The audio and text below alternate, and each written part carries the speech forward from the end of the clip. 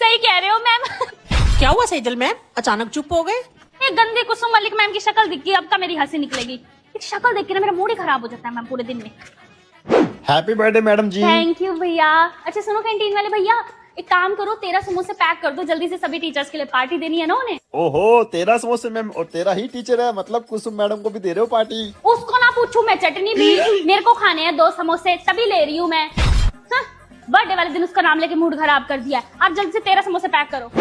हाँ जी स्टूडेंट जल्दी कंप्लीट करो। मैम नोटबुक कलेक्ट कर लूं? हाँ मेरा बच्चा कर लो। सारे बच्चे कुसुम मलिक मैम की नोटबुक यहाँ रख दो। ए कुसुम मलिक मैम का काम ना उनके पीरियड में किया करो, ये मेरा पीरियड चल रहा है ना। चलो यहाँ से दिखाओ भाई टेस्ट। मैम आपको पता है कुसुम मलिक मैम की तबीयत खराब है बहुत ज्यादा। तो मैं क्या करूं? कर्मों का फल है भाई, कर्मों का फल। ना लड़ती मेरे से तो